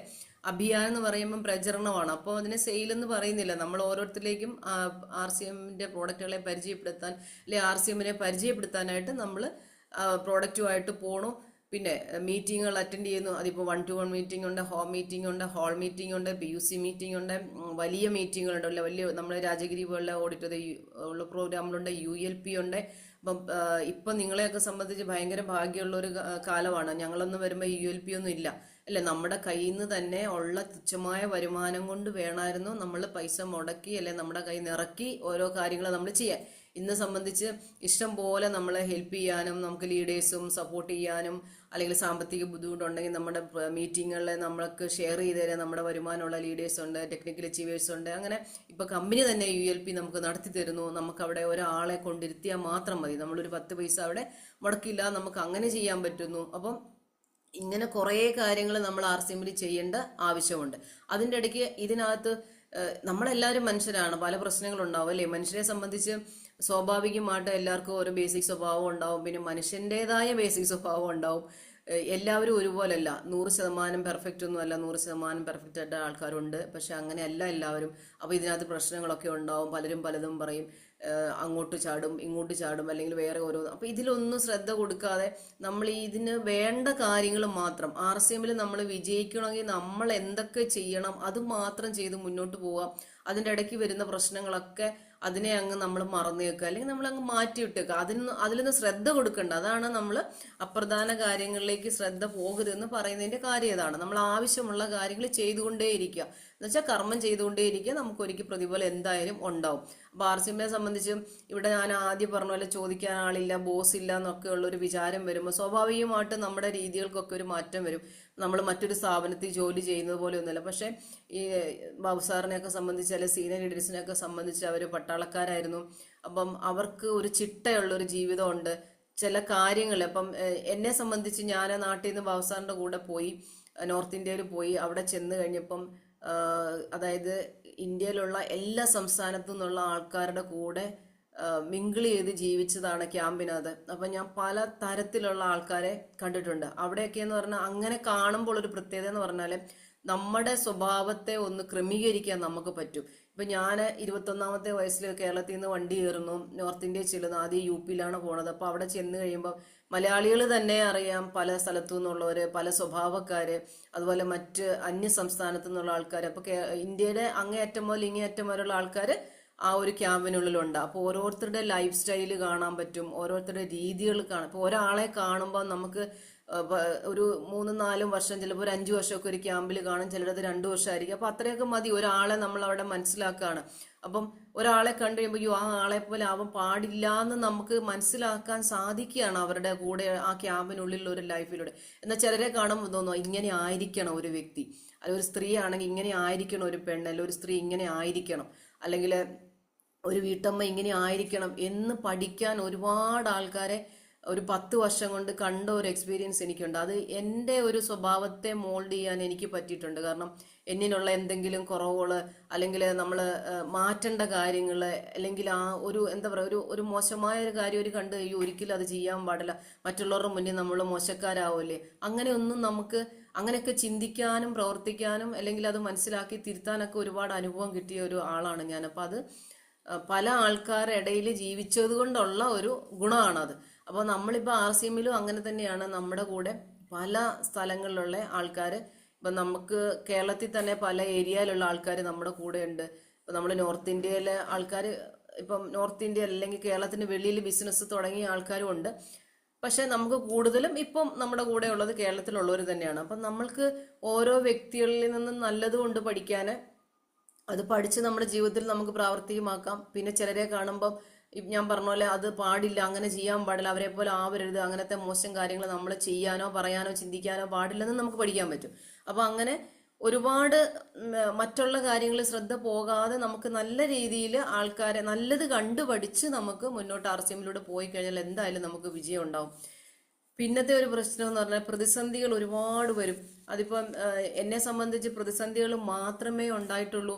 RCMൽ വന്ന സമയത്ത് ഒരുപാട് പ്രതിസന്ധികൾ ഇന്ന് RCMലേക്ക് വരുന്ന ഒരാൾക്ക് ചിന്തിക്കാനും അല്ലെങ്കിൽ അവരുടെ എങ്ങനെ അതിനെ പറഞ്ഞ് മനസ്സിലാക്കണമെന്ന് അറിയില്ല, ഓർക്കാൻ പോലും പറ്റാത്ത കാര്യങ്ങളാണ് ജീവിതത്തിൽ സംഭവിച്ചിട്ടുള്ളത്. ഇന്നും ഓർക്കുമ്പം പേടിയുള്ള കാര്യങ്ങൾ, അല്ലെങ്കിൽ ഇന്നും ഓർക്കാൻ ഇഷ്ടപ്പെടാത്ത കാര്യങ്ങൾ, മനസ്സിലേക്ക് കടന്നു വരുമ്പം പോലും ചിന്തിക്കുന്നത് പോലും ഇഷ്ടമില്ലാത്ത കാര്യങ്ങൾ, അങ്ങനെയുള്ള പ്രതിസന്ധികളെ തരണം ചെയ്താണ് ഇവിടെ വരെ എത്തിയത്. അപ്പൊ ആ സമയത്തൊക്കെ സ്ട്രോങ് ആയിട്ട് നിന്നതും ഇതിന്റെ ഒരു സാധ്യത മനസ്സിലാക്കി കൂടുതൽ അല്ലെങ്കിൽ മറ്റുള്ളവർ പറയുന്നത് കേൾക്കാതെ ഞാൻ എതിർത്തപ്പം അതിനെ കേൾക്കാതെ പിടിച്ചു നിന്നത് ബാബു സാറ് തന്നെയാണ്. അപ്പോൾ ബാബു സാറിന് വെച്ചാൽ എല്ലാവരും ഒരുപോലല്ല. ഞാൻ എപ്പോഴും പറയും പട്ടാളക്കാരെ സംബന്ധിച്ച് നല്ല വിൽ പവർ ഉള്ള ആൾക്കാരാണ്. അവരുടെ ജീവിതത്തിൽ ഒരു 18ാമത്തെ വയസ്സ് മുതൽ കിട്ടുന്ന ഒരു ട്രെയിനിങ്ങിന്റെ ഒക്കെ ഭാഗമായിട്ട് അവർ അങ്ങനെ ഒരു മീൻസ് ആ 18ാമത്തെ വയസ്സിൽ നാട്ടിൽ നിന്ന് പോയി, അല്ലെ പേരൻസിന്റെ അടുത്തു നിന്നും സഹോദരങ്ങളുടെ അടുത്തു നിന്നൊക്കെ പോയി അന്യനാട്ടിൽ പോയി ഒരു പരിചയമില്ലാത്ത നാട്ടിൽ പോയി ജീവിച്ച് അവിടെ കിട്ടുന്ന ട്രെയിനിങ്, അപ്പൊ അതൊക്കെ ഭയങ്കര സ്ട്രോങ് ആണ്. അത് നിങ്ങൾക്ക് പരിചയമുള്ള പട്ടാളക്കാരോട് ചോദിച്ചാൽ അറിയാം അവർക്ക് 6 മാസം കിട്ടുന്ന ഒരു ട്രെയിനിങ്ങിന്റെ പ്രത്യേകത. അതൊക്കെ ഞാൻ ബാബു സാറൊക്കെ പറഞ്ഞ് കേൾക്കുമ്പോൾ നമുക്ക് ഭയങ്കര അതിശയം തോന്നിയിട്ടുണ്ട്. ഒരു 18 വയസ്സുള്ള നമ്മൾ 18 വയസ്സെന്നൊക്കെ പറഞ്ഞാൽ ഇപ്പൊ കുട്ടികളല്ലേ നമ്മുടെ കൂടെ. ഞാനൊക്കെ എൻ്റെ മൂത്ത മോനൊക്കെ 28-29 വയസ്സുണ്ട്. ഞാൻ ഇപ്പോഴും കുഞ്ഞ് കുട്ടി എന്നൊക്കെ നമ്മൾ പറയുന്നത്. അപ്പൊ ഇളയാളൊക്കെ അതെ, നമ്മളെല്ലാവരും അങ്ങനെ തന്നെയാണ്. അങ്ങനെയുള്ള ആ ഒരു പ്രായത്തിൽ, അതിലും ചെറിയ പ്രായത്തിൽ നാട്ടിൽ നിന്ന് പോയി ഈ ഒരു പരുവത്തിൽ അവരെ മോൾഡ് ചെയ്ത് എടുക്കണമെന്നുണ്ടെങ്കിൽ അപ്പോൾ അത്രയും സ്ട്രോങ് ആയിട്ടുള്ള ട്രെയിനിങ്ങുകൾ കൊടുത്താലേ അങ്ങനെ വരുള്ളൂ. അപ്പോൾ അതുകൊണ്ടാണ് അവരൊക്കെ അത്രയും സ്ട്രോങ് ആയിട്ട് ഈ തുടക്ക സമയത്ത് വന്നിട്ട് നിന്നത്. അപ്പോൾ എന്നെ പോലെ സാധാരണക്കാർക്ക് പെട്ടെന്ന് അത് ഉൾക്കൊള്ളാൻ ബുദ്ധിമുട്ടുമായിരുന്നു. അതുകൊണ്ടാണ് പ്രതിസന്ധികളൊക്കെ ഒരുപാട് വന്നപ്പം കുറേയൊക്കെ എന്താ പറയുക തളർന്നു പോയി എന്ന് തന്നെ പറയാം. പക്ഷെ ഇപ്പൊ പ്രതിസന്ധികളെയൊക്കെ അവസരങ്ങളാക്കി മാറ്റണമെന്നാണ് നമുക്ക് നമ്മുടെ ലീഡേഴ്സ് പറഞ്ഞു തരുന്നത്. അപ്പൊ തീർച്ചയായിട്ടും നമ്മൾ എന്തൊക്കെ പ്രതിസന്ധികൾ വന്നാൽ ഇന്ന് പഴയ കാലത്തെ പോലുള്ള വിഷമങ്ങൾ ഇന്ന് വരുന്നില്ല. ചെറിയ ചെറിയ പ്രതിസന്ധികളാണ് ഇപ്പോൾ ഉള്ളത്. അതിനെ നമ്മളൊരു അവസരങ്ങളൊക്കെ ആക്കി മാറ്റിക്കൊണ്ട് നമ്മുടെ ലീഡേഴ്സിന്റെ കൂടെ നിന്നാൽ മതി. പിന്നെ അതിന്റെ തന്നെ ഒരു ഭാഗമാണ് അനാവശ്യമായിട്ടുള്ള വിഷമങ്ങൾ ഉണ്ടാകുക എന്നുള്ളത്. അത് എന്ന് വെച്ചാൽ ഞാൻ ആദ്യം പറഞ്ഞ പോലെ RCMലുള്ളത് മനുഷ്യർ തന്നെയാണ്. എല്ലാ മനുഷ്യർക്കും ഒരു ബേസിക് സ്വഭാവം ഉണ്ട് അല്ലേ? ഇപ്പം എന്താ പറയുക, നമ്മൾ ശരിക്കും മനുഷ്യന്റെ കാര്യം കുശുമ്പ്, കുന്നായ്മ, ദേഷ്യം, അരിശം, പിണക്കം, ഇങ്ങനെ ഇതൊക്കെ മനുഷ്യരുടെ ഇടയിലുള്ള കാര്യങ്ങൾ തന്നെയാണ്. അപ്പൊ എത്ര വലിയ ആളെന്ന് പറഞ്ഞാലും ചെറിയ ചെറിയ ഒരു ഇങ്ങനത്തെ പ്രശ്നങ്ങളൊക്കെ നമ്മൾ ഫേസ് ചെയ്യേണ്ടത്. അപ്പൊ നമുക്കൊരു വിഷമം ഉണ്ടാവും. അതൊക്കെ ഒരു എന്താ പറയാ, അതൊക്കെ അനാവശ്യ വിഷമങ്ങളാണെന്നാണ് നമുക്ക് ലീഡേഴ്സ് പഠിപ്പിച്ചു തരുന്നത്. അതിനെയൊക്കെ തരണം ചെയ്ത് മുന്നോട്ട് പോയാൽ മാത്രമേ നമുക്ക് വിജയിക്കാൻ പറ്റത്തുള്ളൂ. അതുകൊണ്ടാണ് സീനിയർ ലീഡേഴ്സൊക്കെ ഇന്ന് ഈ ലെവലിൽ നിൽക്കുന്നത്. ഇപ്പൊ ചെറിയ ചെറിയ പ്രശ്നങ്ങളുടെ പേര് നമ്മൾ ഇട്ടിട്ട് പോവുക, അല്ലെങ്കിൽ നമ്മൾ ശ്രദ്ധിക്കാതിരിക്കുക, അങ്ങനെയൊക്കെ വരുമ്പോഴത്തേക്കിന് നമ്മുടെ അവസരമാണ് ഇവിടെ നഷ്ടപ്പെടുന്നത്. അപ്പൊ അതുകൊണ്ട് RCM ഒരു അവസരമാണ്. നമുക്ക് എന്താ പറയുക, വലിയൊരു സാധ്യതയാണ് നമ്മുടെ കയ്യിൽ കിട്ടിയിരിക്കുന്നത്. കുഞ്ഞു കാര്യമൊന്നും അല്ല ഇത്. ഞാനൊക്കെ RCMൽ കടന്നു വരുന്ന സമയത്ത് ഇങ്ങനെയൊന്നും ചിന്തിച്ചിട്ട് പോലും ഇല്ല. ഈ പാസീവ് ഇൻകത്തെ വിശ്വസിക്കാത്ത ആളാണ് ഞാൻ. പല മീറ്റിങ്ങിലും പറഞ്ഞിട്ടുണ്ട്, നിങ്ങൾ കേട്ടിട്ടുണ്ടായിരിക്കാം. പാസീവ് ഇൻകത്തെ വിശ്വസിക്കാത്ത ഒരു വ്യക്തിയായിരുന്നു ഞാൻ. എമറാൾഡ് ആയപ്പം ആ സമയത്താണ് ഞങ്ങൾക്ക് പാസീവ് ഇൻകം കിട്ടുന്നത്. അപ്പോഴാണ് പാസീവ് ഇൻകത്തിന്റെ ശരിയായിട്ടുള്ള സാധ്യത മനസ്സിലാക്കുന്നതും എനിക്കൊരു മനസ്സിലൊരു ഉറപ്പ് വരുന്നതും ഇത് കിട്ടും, ഈ പാസീവ് ഇൻകം എന്ന് പറയുന്നത് വെറുതെ അല്ലെന്ന് എനിക്ക് മനസ്സിലായത് അപ്പോഴാണ്. ഞാൻ എപ്പോഴും പറയാറുണ്ട്, ഞാൻ അതിനെ അവിശ്വസിച്ചുകൊണ്ട് ദൈവം തന്നെ എനിക്ക് ഒരു മാർഗത്തിലൂടെ, എൻ്റെ ജീവിതത്തിൽ തന്നെ ഒരു മാർഗത്തിലൂടെ അത് കാണിച്ചതാണെന്ന് ഞാൻ വിശ്വസിക്കുന്നു. കാരണം അത്രയും ആ ഒരു സമയത്ത്, അല്ലെങ്കിൽ തുടക്കകാലം മുതൽ ഇവർ പാസീവ് ഇൻകം എന്നും പറയുമ്പോൾ അത്ര ഞാൻ ഏറ്റെടുക്കാത്ത ഒരാളായിരുന്നു. അപ്പൊ അങ്ങനെ ഈ ഒരു പാസീവ് ഇൻകം എന്ന് പറഞ്ഞാൽ അത്ര ചെറിയ കാര്യമൊന്നുമില്ല എന്ന് പറഞ്ഞത് ഞാൻ അത് ഓർമ്മിപ്പിച്ചതാണ്. അപ്പൊ എന്തെങ്കിലുമൊക്കെ വിഷമങ്ങളൊക്കെ ഉണ്ടായാൽ അതിനെ നമ്മൾ വിട്ടുകളഞ്ഞേക്കുക. ഇപ്പൊ ഞാൻ ശരിക്കും പറഞ്ഞാൽ നമ്മൾ ദേഹത്ത് മണ്ണ് പറ്റുന്നത് നമ്മൾ തട്ടിക്കളയുന്ന പോലെ കളയാം. എല്ലാവർക്കും ഒന്നും പറ്റുന്ന, ഈ പറയുന്നത് എനിക്ക് എപ്പോഴൊന്നും പറ്റിയെന്ന് വരത്തില്ല. നമ്മൾ എല്ലാവരും മനുഷ്യരാണ്. പക്ഷെ നമ്മൾ സ്ട്രോങ് ആയിട്ട് നിന്ന് കഴിഞ്ഞാൽ നമുക്ക് അതിനെയൊക്കെ മറികടക്കാൻ പറ്റും. ഇപ്പം തുടക്കത്തിൽ ഒരു വീഡിയോ നമ്മളെ കാണിച്ചിരുന്നല്ലേ, എങ്ങനെയാണ് ഓരോരുത്തരും വിജയിക്കേണ്ടതെന്നും എന്തൊക്കെയാണ് ചെയ്യേണ്ടത്, ഏതൊക്കെ രീതിയിൽ ആ വീഡിയോ തുടക്കത്തിൽ വന്നവരൊക്കെ കാണുകയും കേൾക്കുകയും ചെയ്തിട്ടുണ്ട്. അപ്പോൾ അതൊക്കെ ഗ്രൂപ്പിൽ, നമ്മുടെ ചെറിയ ഗ്രൂപ്പുകളൊക്കെ ഇട്ട് കഴിഞ്ഞാൽ ആൾക്കാർക്ക് കേൾക്കാനും അതിനെ മനസ്സിലാക്കാനും പറ്റും. അപ്പോൾ അതൊക്കെ നല്ല കാര്യങ്ങൾ, അല്ലെങ്കിൽ പേഴ്സണലി ഇട്ട് കൊടുക്കാം. അപ്പോൾ ഇതൊക്കെ നമ്മൾ ആ വിഷമങ്ങളെയൊക്കെ മറികടന്ന് നമ്മൾ മുന്നോട്ടേക്ക് വരിക. അപ്പം പിന്നെ നമ്മൾ വിജയം എന്നത് പരാജയം എങ്ങനെ മാനേജ് ചെയ്യുന്നത് പോലെ ഇരിക്കും. അപ്പം നമ്മൾ എല്ലാവരും ഏത് കാര്യം ചെയ്യുമ്പോഴും ഒരു തവണയെങ്കിലും പരാജയപ്പെടാതിരിക്കാറില്ല അല്ലെ? ഒരു പരാജയം നമ്മുടെ ജീവിതത്തിൽ എപ്പോഴും, ഞങ്ങൾ RCMൽ വന്ന സമയത്ത് പല തവണ നമ്മൾ പിന്നോട്ട് പോയതാണ്. അവിടെ നിന്നൊക്കെ നമ്മുടെ മെന്ററായിട്ട് മൂർത്തി സാർ അന്ന് മുതൽ കൂടെ ഉണ്ടായിരുന്നതുകൊണ്ട് നമ്മൾ RCM വിട്ടുപോവാ എന്ന് പറയുമ്പോഴത്തേക്കിന് നമ്മളെ കൂടെ നിർത്തി, അല്ലെങ്കിൽ നമ്മുടെ ജോലിക്ക് പോവാന്നൊക്കെ പറയുമ്പോഴത്തേക്കിന് നമുക്കൊരു സപ്പോർട്ട് ചെയ്ത് ഈ കൗൺസിലിങ്ങിന് ഒരുപാട് പ്രാധാന്യമുണ്ട് RCMൽ. ഞങ്ങൾ ഇവിടുന്ന് തൃശ്ശൂർ പോയിട്ടാണ് കൗൺസിലിംഗ് എടുത്തിട്ടുള്ളത്. കാരണം മൂർത്തി സാറ് അന്ന് എറണാകുളത്തുനിന്ന് തൃശ്ശൂരിലേക്ക് ഷിഫ്റ്റ് ചെയ്തു. അപ്പോൾ എറണാകുളത്തും തൃശ്ശൂരും ഒക്കെ പോയാണ് മൂർത്തി സാറിനെ നമ്മൾ കാണുകയും സംസാരിക്കുകയും നമ്മൾ കൗൺസിലിംഗ് എടുക്കുകയൊക്കെ ചെയ്തിട്ട്. അത് ഇവിടെ നമ്മുടെ പല ആൾക്കാരും ചെയ്യാത്ത ഒരു കാര്യമാണ് ഈ കൗൺസിലിംഗ് എന്ന് പറയുന്നത്. നമ്മൾ തീർച്ചയായിട്ടും നമ്മുടെ ഗ്രോയിങ് ആയിട്ടുള്ള, കെയറിങ് ആയിട്ടുള്ള നമ്മുടെ സീനിയർ അപ്ലൈൻ്റെ കൗൺസിലിംഗ് നമ്മൾ ഓരോരുത്തരും എടുക്കേണ്ടതാണ്. പ്ലാൻ ചെയ്ത് നമ്മൾ കഴിഞ്ഞ ദിവസം നമുക്കറിയാം, ഇവിടെ പ്രദീപ് സാറിനൊക്കെ നമ്മൾ ശ്രീദേവി മേഡത്തിന് ഒരു കൗൺസിലിംഗ് കൊടുത്തിരുന്നു. എങ്ങനെയാണ് മുന്നോട്ട് പോകണ്ടേ, അല്ലെങ്കിൽ എന്തൊക്കെ കാര്യങ്ങൾ നമ്മൾ ചെയ്യണം, എന്തൊക്കെ മാനേജ് ചെയ്യണം, എങ്ങനെ നമ്മൾ മുന്നോട്ട് പോയാൽ വിജയിക്കാൻ പറ്റും, ഇതൊക്കെ നമ്മൾ പറഞ്ഞു കൊടുക്കാൻ എക്സ്പീരിയൻസ് ഉള്ളത് നമ്മുടെ സീനിയർ ലീഡേഴ്സിനാണ്. അപ്പോൾ ഈ കൗൺസിലിംഗിൽ ഒരുപാട് പ്രാധാന്യമുണ്ട്. അപ്പം നമ്മൾ ഈ പരാജയമൊക്കെ എപ്പോഴെങ്കിലുമൊക്കെ നമ്മൾ സംഭവിക്കാറുണ്ട്. പലപ്പോഴും അത് ചിലപ്പം നമ്മൾ ഉയർന്ന ഒരു പിന്നിൽ ലെവലൊക്കെ എത്തിയിട്ടാണെങ്കിൽ നമ്മുടെ മനസ്സിൽ അങ്ങനെ ഒരു ഭീതിയൊക്കെ ഉണ്ടാവും. അപ്പോൾ ആ സമയത്തൊക്കെ നമ്മുടെ സീനിയർ ലീഡറിന്റെ കൗൺസിലിംഗ് എടുത്തു കഴിഞ്ഞാൽ അത് നമുക്ക് വിജയിക്കാനുള്ള ഒരു എന്താ പറയുക, നമ്മുടെ പരാജയത്തെ ആ ഭയത്തെ മാറ്റാൻ നമുക്കൊരു കാരണമായി തീരും. അപ്പം നമ്മുടെ ടീമിലെ ആൾക്കാർ എനിക്ക് തോന്നുന്നു വളരെ കുറവാണ് കൗൺസിലിംഗ് എടുക്കുന്നത്. അത് എന്താണെന്ന് എനിക്ക് അറിയില്ല, മനസ്സിലാകുന്നില്ല. ഇതൊക്കെ പല മീറ്റിങ്ങുകളും ബാബു സാറ് പറയുന്നത് ഞാൻ കേട്ടിട്ടുണ്ട്. കൗൺസിലിങ്ങിനെ കുറിച്ചൊക്കെ കൗൺസിലിംഗ് എടുക്കണം എന്നുള്ളത് അതിനെ സീരിയസ് ആയിട്ട് എടുക്കാഞ്ഞിട്ടാണോ അതോ എനിക്ക് കൗൺസിലിംഗ് വേണ്ടാന്ന് തീരുമാനിച്ചിട്ടാണോ എനിക്കറിയില്ല. ഞങ്ങളൊക്കെ ഇപ്പോഴും ചറമറാടായിട്ടും ഈ ഒരു സമയത്തും നമ്മൾ കൗൺസിലിംഗ്, കാരണം നമ്മൾക്ക് പ്രശ്നങ്ങൾ എപ്പോൾ വേണമെങ്കിലും വരാം. അപ്പൊ അതിൽ നിന്ന് നമുക്കൊരു മോട്ടിവേഷൻ, നമ്മളെ ഒന്ന് നമ്മൾ താഴ്ന്ന അല്ലെ പരാജയ ഭീതിയിലേക്ക് പോകാതെ നമ്മളെ ഉയർത്തിക്കൊണ്ട് വരണമെന്നുണ്ടെങ്കിൽ നമ്മുടെ മെന്റർ അല്ലെങ്കിൽ നമ്മുടെ സീനിയർ അപ്ലൈൻ അല്ലെ നമ്മുടെ സീനിയർ ലീഡർ നമ്മുടെ കൂടെ നിന്ന് അവർ നമ്മളെ കൈപിടിച്ച് ഉയർത്തിക്കൊണ്ട് വരുമ്പോൾ ഓട്ടോമാറ്റിക്കലി നമ്മുടെ ബുദ്ധിമുട്ട് മാറും. അതുകൊണ്ടാണ് കൗൺസിലിങ്ങിന് പ്രാധാന്യം കൊടുക്കുന്നത്. അപ്പം വിജയിക്കാനായിട്ട് നമ്മൾ വിജയം എന്നത് പരാജയം എങ്ങനെ മാനേജ് ചെയ്യുന്നത് പോലെ ഇരിക്കും. അപ്പം ആ ഒരു കാര്യം നമ്മൾ എപ്പോഴും ഓർത്തുകൊണ്ടിരിക്കണം. പിന്നെ പരാജയങ്ങൾ ജീവിതത്തിന്റെ ഭാഗമാണ്. നമ്മൾ ഏത് കാര്യം ചെയ്യുമ്പോഴല്ലേ നമുക്കറിയാം, നമ്മൾ ഒരുപാട് കണ്ടുപിടുത്തങ്ങളൊക്കെ നടത്തിയ ഒത്തിരി ആൾക്കാരെ, അപ്പം ഞാൻ വിശദമായിട്ട് അതിലേക്കൊന്നും പോകുന്നില്ല. ഓരോ കാര്യങ്ങൾ കണ്ടുപിടിക്കുമ്പോഴും 1-2 പ്രാവശ്യമൊന്നും അല്ലല്ലേ. ഇപ്പൊ നമുക്ക് ബൾബ് കണ്ടുപിടിച്ച കാര്യം എത്ര പ്രാവശ്യം പറയുന്ന കണക്കൊക്കെ ഞാൻ മറന്നുപോയി. അപ്പൊ ഇങ്ങനെ ഒത്തിരി പ്രാവശ്യം പരിശ്രമിച്ചതിന് ശേഷമാണ് ഒരാളുടെ ഒരു വിജയം ഉണ്ടാകുന്നത്. അതിപ്പോ RCM തന്നെ, ഇപ്പൊ ഞങ്ങളുടെ കാര്യം തന്നെ പറഞ്ഞാല് 2010 RCM നമ്മൾ അന്ന് ബിസിനസ് എന്ന് പറയും, ബിസിനസ്സായിട്ട് ഏറ്റെടുത്തു. നമ്മൾ ഒരു തരത്തിലും മുന്നോട്ട് പോകാതെ നമ്മൾ ഒരുപാട് ഓടുന്നുണ്ട്. രാവിലെ തൊട്ട് പാതിരാത്രി വെളുപ്പാങ്കാലം വരെ ഓട്ടാണ്. പ്രോഡക്റ്റുകളായിട്ട് പോകണോ, ആൾക്കാരെ കാണുന്നു, 1-to-1 മീറ്റിംഗ്, അന്ന് 1-to-1 മീറ്റിങ്ങുകളാണ് കൂടുതൽ. ഇങ്ങനെയൊക്കെ നമ്മൾ പോകുന്നുണ്ട്. പക്ഷെ നമ്മൾക്കൊരു വരുമാനം കിട്ടുന്നില്ല, അല്ലെങ്കിൽ നമുക്ക് ആൾക്കാർ നമ്മുടെ കൂടെ വരുന്നില്ല, നമ്മളെ ഓടിച്ചു വിടുന്നു, നമ്മളെ ആൾക്കാർ അടുപ്പിക്കുന്നില്ല. അങ്ങനെ എന്താ പറയാ, നമ്മളെ അംഗീകരിക്കുന്നില്ല, നമ്മൾ പറയുന്നത് കേൾക്കാൻ പോലും തയ്യാറാകാത്തൊരു സമയം. അങ്ങനെ പരാജയത്തിന്റെ ഒരു സമയമായിരുന്നു തുടക്കത്തില്. അപ്പൊ ഒരുപാട് പരാജയങ്ങൾ ആ സമയത്ത് നമുക്ക് വന്നിട്ടുണ്ട്. പിന്നീട് നമ്മളൊരു വരുമാനത്തിലേക്ക് എത്തി, വരുമാനം കിട്ടി വരുമ്പോഴാണ് കമ്പനിയിൽ ഒരു ക്രൈസിസ് വരുന്നു. അപ്പൊ നമ്മൾ അടിപെടലെ നമ്മൾ അടിഞ്ഞുപോയി എന്ന് പറയാം. ആ സമയത്താണ് ഏറ്റവും കൂടുതൽ പ്രതിസന്ധി ഞങ്ങളുടെ വീട്ടിലുണ്ടായത്. എന്നെ സംബന്ധിച്ച് അത് ഉൾക്കൊള്ളാൻ പറ്റാത്ത വലിയൊരു പ്രശ്നമായി തീർന്നു. അപ്പൊ അതിൽ നിന്നൊക്കെ നമ്മൾ കരകയറി വന്ന് ഇന്ന് നമ്മൾ star emerald, rising core leader എന്നുള്ള ഒരു ലെവലിലേക്ക് വന്നത് ആ പരാജയങ്ങളെയൊക്കെ നമ്മൾ മറികടന്ന് വന്നുകൊണ്ടാണ്. അപ്പൊ പരാജയം എല്ലാവരുടെ ജീവിതത്തിൽ ഏതെങ്കിലുമൊക്കെ തരത്തിലുണ്ടാവും. അപ്പൊ RCM എന്ന് മാത്രമല്ല, നമ്മൾ എന്തെങ്കിലുമൊക്കെ ചെയ്യുമ്പോൾ നമ്മുടെ ജീവിതത്തിൽ എല്ലാ കാര്യങ്ങളും പെട്ടെന്ന് അങ്ങ് നടക്കുവാണോ? അല്ല, അതിനകത്ത് എന്തെങ്കിലുമൊക്കെ പ്രതിസന്ധി വരും. അപ്പൊ നമ്മൾ അതിനെ പരാജയമായിട്ട് കാണാതെ വീണ്ടും വീണ്ടും നമ്മൾ പരിശ്രമിച്ചുകൊണ്ടേ ഇരിക്കുക. അപ്പൊ ജീവിതത്തിന്റെ ഭാഗമാണ് പരാജയങ്ങൾ. അപ്പൊ പരാജയപ്പെടുന്നില്ലെങ്കിൽ നമ്മളൊന്നും പഠിക്കുന്നില്ല. അപ്പൊ ഒരു തവണ നമുക്ക് പരാജയം വന്നു കഴിഞ്ഞാൽ നമുക്ക് പഠിക്കാൻ നമ്മൾ ശ്രമിക്കണം. അപ്പൊ ഞാൻ ആദ്യം പറഞ്ഞ കൗൺസിലിങ്ങിന്റെ പ്രാധാന്യം അതാണ്. ഞാൻ എത്ര ചെയ്തിട്ട്, ഞാൻ RCM എന്തൊക്കെ ചെയ്തിട്ട് ഞാൻ മുന്നോട്ട് പോകുന്നില്ല, എന്റെ ലെവൽ കയറുന്നില്ല, എന്റെ കൂടെ വരുന്നവർ നിൽക്കുന്നില്ല. ഇതൊക്കെ നമ്മൾക്ക് ഒരു പാഠമാണ്. നമ്മൾ പഠിക്കണം. എന്തുകൊണ്ടാണ് ഇങ്ങനെ സംഭവിക്കുന്നത് പഠിക്കണമെന്നുണ്ടെങ്കിൽ നമ്മൾ ആരുടെ അടുത്ത് പോകണം?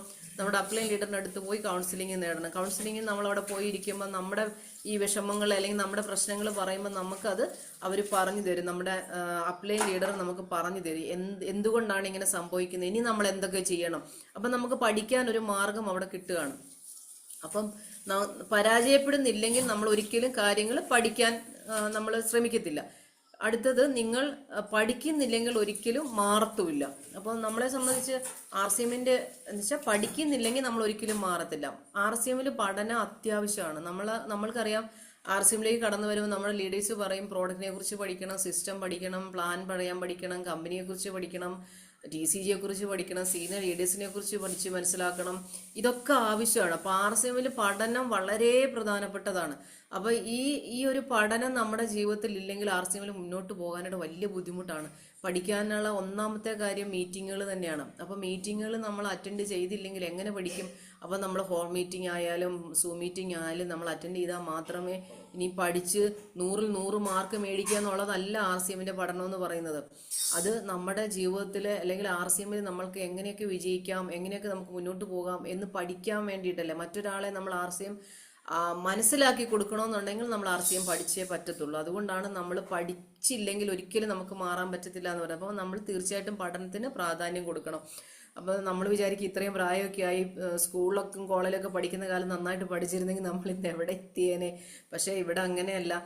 നമുക്ക് അത്യാവശ്യ കാര്യങ്ങൾ RCMൽ നമ്മൾ പഠിച്ചാൽ മാത്രമേ നമുക്ക് മുന്നോട്ടേക്ക് പോകാൻ പറ്റത്തുള്ളൂ. അപ്പം നമ്മൾ മാറിയില്ലെങ്കിൽ നമ്മൾ വിജയിക്കത്തുമില്ല. അപ്പം നമുക്കൊരു മാറ്റം എന്തായാലും ഉണ്ടാവണം. ഞാൻ ആദ്യം പറഞ്ഞല്ലോ, നമ്മൾ RCMലേക്ക് വന്നു കഴിയുമ്പോഴത്തേനും നമുക്ക് മാറ്റം ഉണ്ടാവും. മാറിയേ പറ്റുള്ളൂ. അപ്പം അതുകൊണ്ട് തീർച്ചയായിട്ടും നമ്മൾ മാറി RCMനെ മനസ്സിലാക്കി നമ്മുടെ രീതികളൊക്കെ ഒന്ന് മാറി. ഞാൻ പറഞ്ഞല്ലോ, ഞാൻ നോർത്ത് ഇന്ത്യയിൽ പോയി കഴിഞ്ഞപ്പോഴത്തേക്കിന് പല ആൾക്കാരുടെ കൂടെ ജീവിച്ചപ്പം ഈ നമുക്കൊരു മാറ്റം, നമ്മുടെ സ്വഭാവ രൂപീകരണത്തിന് അത് ഒരുപാട് നമുക്ക് എനിക്ക് ഗുണം ചെയ്ത ഒരു കാര്യമാണ്. എന്ന് പറഞ്ഞ തന്നെയാണ് നമ്മൾ ആർ സി എമ്മിലേക്ക് വന്നു കഴിഞ്ഞാൽ നമ്മൾ മാറിയേ പറ്റുള്ളൂ. നമ്മൾ അതിന് മുമ്പ് ആർ സി എമ്മിന് മുമ്പ് എങ്ങനെയായിരുന്നു, ആർ സി എമ്മിന് ശേഷം എങ്ങനെയാണോ എന്നുള്ളതൊക്കെ നമ്മൾ ലീഡേഴ്സിനെ കണ്ട് നമ്മൾ പഠിക്കുകയാണ്. അപ്പോൾ നമ്മുടെ ബിസിനസ്സിന് ഗ്രോത്ത് ഉണ്ടാവണം. ബിസിനസ് ഗ്രോത്ത് ഉണ്ടാവണമെന്നുണ്ടെങ്കിൽ നമ്മൾ കുറച്ച് കാര്യങ്ങൾ ചെയ്തേ പറ്റുള്ളൂ. നമ്മൾ മാത്രമല്ല, നമ്മുടെ ടീമിലുള്ളവരും ചെയ്തേ പറ്റുള്ളൂ. അപ്പോൾ ബിസിനസ്സിൽ ഗ്രോത്ത് ഉണ്ടായാൽ മാത്രമേ നമ്മുടെ ലെവലുകൾ കയറത്തുള്ളൂ. നമ്മൾ ഓരോ ലെവലുകൾ കയറുകയും വേണം. അപ്പം നമ്മൾ അങ്ങനെ നമ്മുടെ ബിസിനസ്സിന്റെ ഗ്രോത്ത് ഉണ്ടാവണമെന്നെങ്കിൽ നമ്മൾ ശ്രദ്ധിക്കേണ്ട 1-2 കാര്യങ്ങളോട് ഞാൻ പറഞ്ഞുകൊണ്ട് നിർത്താം. നമ്മൾക്ക് 6:30 വരെയാണ് സമയമുള്ളത്. 10 മിനിറ്റ് ഉണ്ട്. ഞാൻ 6:00 തന്നെ നിർത്താം, അല്ല എന്തെങ്കിലുമൊക്കെ അത്യാവശ്യമുള്ളവരുണ്ടാവും. അപ്പോൾ നമുക്ക് ടാർഗറ്റുകൾ കമ്പനി തരാറുണ്ട് അല്ലേ, നമ്മുടെ ലീഡേഴ്സും തരാറുണ്ട്, കമ്പനിയൊക്കെ തരാറുണ്ട്. അപ്പോൾ ഏതെങ്കിലും ഒരു ടാർഗറ്റ് നിങ്ങളുടെ ടീം ഏറ്റെടുക്കുക, അതെടുക്കാൻ തയ്യാറാകുക. ഇപ്പം നമ്മളെ സംബന്ധിച്ച് നമ്മൾ ചെയ്ത് കാണിച്ചാൽ മാത്രമേ നമ്മുടെ ടീം മെമ്പേഴ്സ് അല്ലെങ്കിൽ നമ്മുടെ അസോസിയേറ്റ്സ് ബയേഴ്സ് നമ്മുടെ കൂടെയുള്ളവർ ചെയ്ത് കാണിക്കുള്ളൂ. അപ്പം നമ്മൾ തീർച്ചയായിട്ടും ചെയ്യാതെ എങ്ങനെയാണ് നമ്മുടെ ടീമിലുള്ളവരോട് പറയുക? ഇപ്പം നമുക്കറിയാം 1500 PV, 2500 PV, 5000 PV ഒക്കെ നമ്മൾ ചെയ്ത് കഴിഞ്ഞാൽ കൺസിസ്റ്റൻസി പർച്ചേസ് നമുക്ക് ലഭിക്കാറുണ്ട് അല്ലേ. അപ്പം നമ്മൾ പലപ്പോഴും പലരോടും ചോദിക്കാറുണ്ട്, ഞാൻ ചെയ്യാറില്ല. അപ്പം ഞാൻ എങ്ങനെയാണ് നമ്മുടെ അസോസിയേറ്റ്സ് ബയറിനെ കൊണ്ട് ചെയ്യിക്കുന്നത്, അല്ലെങ്കിൽ നമ്മുടെ കൂടെയുള്ളവരെ കൊണ്ട് ചെയ്യിക്കുന്നത്? ഒരിക്കലും നമ്മൾ വിചാരിക്കും അവരറിയുന്നില്ല. പക്ഷെ അവരറിഞ്ഞില്ലെങ്കിൽ ഇത് അറിയുന്ന ഒരാൾ നമുക്ക് നമുക്ക് ദൈവം നമ്മുടെ മേലെ ഒരു ശക്തിയുണ്ട്, നമ്മളെല്ലാവരും വിശ്വസിക്കുന്ന ഒരു ശക്തിയുണ്ട്. അപ്പോൾ ഇതൊക്കെ ഒരുപാട് കണക്റ്റഡ് ആണ്. അപ്പം നമുക്ക് ഒരു മനുഷ്യനെ പറ്റിക്കാൻ പറ്റും അല്ലേ, അല്ലാതെ നമുക്ക് ദൈവത്തെയോ ആ ഒരു ശക്തിയെ നമുക്ക് പറ്റിക്കാൻ പറ്റില്ല. നമ്മുടെ മനസ്സിലെ ചിന്തകൾ പോലും അറിയുന്ന ഒരു ശക്തിയാണത്. അപ്പൊ നമ്മൾ എന്താണോ ചെയ്യേണ്ടത് ശരിയായ രീതിയിൽ നമ്മൾ ചെയ്താൽ മാത്രമേ ഉള്ളൂ ആ ഒരു ശക്തി നമ്മുടെ കൂടെ വരുന്നവരെ നമ്മുടെ കൂടെ നിർത്താനും അവരിലൂടെ ആ ഒരു എന്താ പറയാ കാര്യങ്ങൾ നമ്മൾ ചെയ്യുന്നത് അവർക്കും ചെയ്യാനുള്ള പ്രയോജനം ഉണ്ടാകത്തുള്ളൂ. അപ്പം നമ്മൾ ചെയ്യേണ്ട കാര്യങ്ങൾ നമ്മൾ തീർച്ചയായിട്ടും ചെയ്യണം. അപ്പം ടാർഗറ്റുകൾ നമ്മൾ ഏറ്റെടുത്ത്, നമുക്കറിയാം 1500 PVയുടെ സാധനം നമ്മൾ 6 മാസം കൺസിസ്റ്റന്റ് ആയത് വാങ്ങിയാൽ 1500 രൂപയുടെ പ്രോഡക്റ്റ് നമുക്ക് ഫ്രീ കിട്ടും. അതുപോലെ 2500 ഒക്കെ കിട്ടും. അതുപോലെ അപ്പം നിങ്ങൾ ആലോചിച്ച് നോക്കിയേ, 5000 PVയുടേതും ഉണ്ട്. 5000 PVയുടെ ഒരു 10 പേര് വാങ്ങിയാൽ 50000 PV നമ്മുടെ ടീമിലേക്ക് വരും. അതൊന്ന് ആലോചിച്ച് നോക്കി. അപ്പൊ നമ്മൾ 10 പേരെ കൊണ്ട് അത് ചെയ്യിക്കണമെങ്കിൽ നമ്മൾ ആദ്യം ചെയ്യുക, എന്നിട്ട് അവരെ പറഞ്ഞ് മനസ്സിലാക്കുക ഞാനിത് ചെയ്തു അല്ലെ അവർക്ക്. എന്നിട്ട് നമ്മുടെ ചെറിയ ഗ്രൂപ്പ്, അറിയാലോ ബാബു സാറ് എല്ലാ മാസവും ഡയമണ്ട് ക്ലബ്ബ് 1-ാം തീയതി ചെയ്തിട്ട് ആ ഒരു സാറിന്റെ സൈറ്റിൽ നിന്ന് സ്ക്രീൻഷോട്ട് എടുത്ത് നമ്മുടെ ഗ്രൂപ്പിൽ, കോട്ടയം ഗ്രൂപ്പിൽ ഇടാറുണ്ട്. അപ്പൊ അതേപോലെ നമ്മുടെ ചെറിയ ചെറിയ ഗ്രൂപ്പുകൾ നമ്മൾ ഇടുക. അപ്പം എന്നിട്ട് അത് കാണുമ്പം നമ്മുടെ ടീം മെമ്പേഴ്സിന് മനസ്സിലാവും എൻ്റെ അപ്ലൈൻ ഇത് ചെയ്യുന്നുണ്ട്. അപ്പൊ നമ്മൾ പറയുമ്പം അവർക്കും അത് ചെയ്യാൻ ഒരു പ്രചോദനമാവും. അപ്പൊ നമ്മൾ ചെയ്തതിന് ശേഷം ടാർഗറ്റുകൾ നമ്മുടെ ടീം മെമ്പേഴ്സിനെ കൊണ്ടുകൂടെ ചെയ്യിക്കുക. പിന്നെ കൂടുതൽ ആൾക്കാരെ നമ്മൾ കാണാൻ പോകണം. കാരണം നമ്മുടെ ഒരു പ്രശ്നം എന്താണെന്ന് വെച്ചാൽ നമ്മൾ ഒരാളെ കണ്ടു, 2 ആളെ കണ്ടു, 3 ആളെ കണ്ടു, അല്ലെ പോയിട്ട് 5 ആളെ കണ്ടിട്ട് പറയും ഞാൻ പറഞ്ഞവരാരും RCM ഏറ്റെടുത്തില്ല, ഞാൻ പറഞ്ഞവരാരും കേൾക്കുന്നില്ല, എനിക്ക് വയ്യ, ഇനി ഞാൻ മടുത്തു, എന്നെ കൊണ്ട് പറ്റില്ല, ഞാൻ RCM ഇനി മുന്നോട്ട് കൊണ്ടുപോകാൻ എനിക്ക് പറ്റില്ല എന്ന് നമ്മൾ പറയും. പക്ഷേ ഇന്നത്തെ ഞങ്ങളൊക്കെ RCMലേക്ക് വന്ന സമയത്ത് 1000 പേരോട് പറഞ്ഞാൽ ഒരാളൊക്കെയാണ് RCMനെ ഒന്ന് ഏറ്റെടുത്ത് വരുന്നത്, അല്ലെ ജോയിനിങ് ഒക്കെ എടുത്തു വരുന്നത്. അത് കഴിഞ്ഞപ്പോൾ അത് 100-ൽ 1 ഇന്നത് 10-ൽ 1 10 പേരോട് പറഞ്ഞുള്ള ഒരാളാ. ഇനി ഇച്ചിരി കൂടെ കഴിയുമ്പോൾ 10 പേരോട് പറഞ്ഞാൽ 10 പേരും RCMനെ ഏറ്റെടുക്കുന്ന ഒരു സാഹചര്യം ഉണ്ടാവും. ഇന്ന് 10-ൽ 1 എന്ന് പറഞ്ഞാൽ അത് ചെറിയൊരു സംഖ്യ തന്നെയാണ്. അപ്പൊ നമ്മൾ 10 പേരോട്, ഇപ്പം നമ്മുടെ കൂടെ 10 പേര് ജോയിൻ ചെയ്യണം എന്നുണ്ടെങ്കിൽ നമ്മൾ എത്ര പേരോട് പറയണം? 100 പേരോട് പറയണ്ടേ?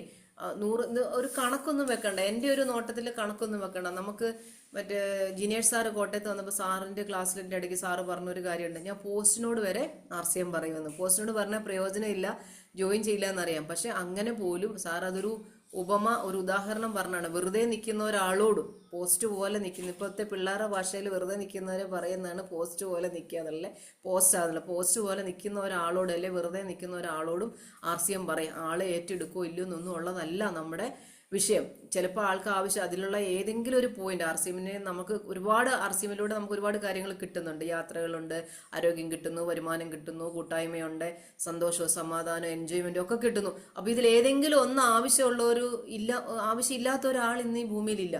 അപ്പൊ ഇതിൽ ഏതെങ്കിലും ഒന്ന് ആവശ്യമുള്ള ഒരാൾ തീർച്ചയായിട്ടും RCMലേക്ക് കടന്നു വരും. അപ്പൊ കൂടുതൽ ആൾക്കാരെ നമ്മൾ കാണാനുള്ള തയ്യാറെടുപ്പുകൾ നടത്തുക. നമ്മുടെ ടീം മെമ്പേഴ്സിന്റെ കൂടെ പോയി അവർക്കും വേണ്ട രീതിയിൽ ആൾക്കാരെ കാണാൻ നമ്മൾ കൂടെ പോകാം. ചിലപ്പോൾ നമ്മുടെ ടീം മെമ്പേഴ്സിൽ സംസാരിക്കാൻ പേടിയുള്ളവരുണ്ടാവും, മടിയുള്ളവരുണ്ടാവും, പറയാനായിട്ട് ബുദ്ധിമുട്ട്, അല്ലെങ്കിൽ എനിക്കിതൊന്നും പറഞ്ഞ് ഫലിപ്പിക്കാൻ പറ്റത്തില്ല, എനിക്കിതിനുള്ള കഴിവില്ല എന്ന് ചിന്തിക്കുന്നവരുണ്ടാവും, പറയുന്നവരുണ്ടാവും. അപ്പോൾ അവരുടെ കൂടെ പോയി അവർക്ക് വേണ്ടിയും നമ്മൾ ആൾക്കാരെ കാണാനായിട്ടുള്ള തയ്യാറെടുപ്പുകൾ നടത്തണം. അപ്പോൾ കൂടുതൽ ആൾക്കാരെ നമ്മൾ കാണുക.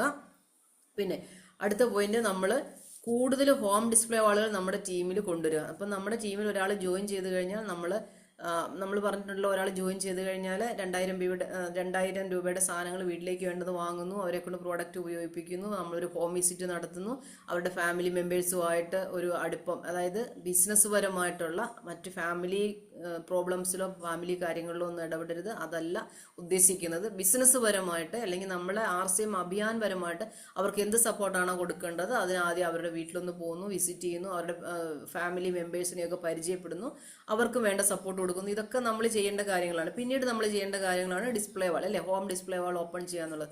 അത് എത്രയും എത്രത്തോളം നമ്മൾ ഡിസ്പ്ലേ വാളുകൾ ഓപ്പൺ ചെയ്യാൻ പറ്റുമോ അത്രത്തോളം ഡിസ്പ്ലേ വാളുകൾ ഓപ്പൺ ചെയ്യാനായിട്ട് ശ്രമിക്കുക. അത് നമ്മൾ പ്രത്യേകം ശ്രദ്ധിക്കേണ്ട ഒരു കാര്യമാണ്. പിന്നത്തെ ഒരു കാര്യം എന്ന് പറയുന്നത് ഹോം മീറ്റിങ്ങിന്റെ എണ്ണം കൂട്ടുക. ഹോം മീറ്റിങ്ങിന്റെ എണ്ണം കൂട്ടുക എന്ന് പറഞ്ഞാൽ വളരെ എനിക്ക് തോന്നുന്നു തീരെ ശ്രദ്ധിക്കാത്ത ഒരു കാര്യമാണ് സ്ഥിരമായിട്ട് ഹോം മീറ്റിങ്ങുകൾ നടത്താത്തത്. കാരണം ഹോം മീറ്റിംഗ് എന്ന് പറഞ്ഞാൽ നമ്മുടെ RCMന്റെ അല്ലെങ്കിൽ നമ്മുടെ വിജയത്തിന്റെ ഒരു നട്ടെല്ല് തന്നെയാണ്, ഒരു പ്രധാന പോയിന്റ് തന്നെയാണ്. അപ്പം നമ്മുടെ വീട്ടിലുള്ള അല്ലെ ജോയിൻ ചെയ്ത ആളുടെ വീടിനുള്ളിലും പരിസരത്തും RCM പ്രചരിപ്പിക്കാൻ ഇത്രയും നല്ലൊരു സംഭവം വേറെയില്ല. അപ്പോൾ ഹോം മീറ്റിങ്ങിന് ഒരുപാട് പ്രാധാന്യമുണ്ട്.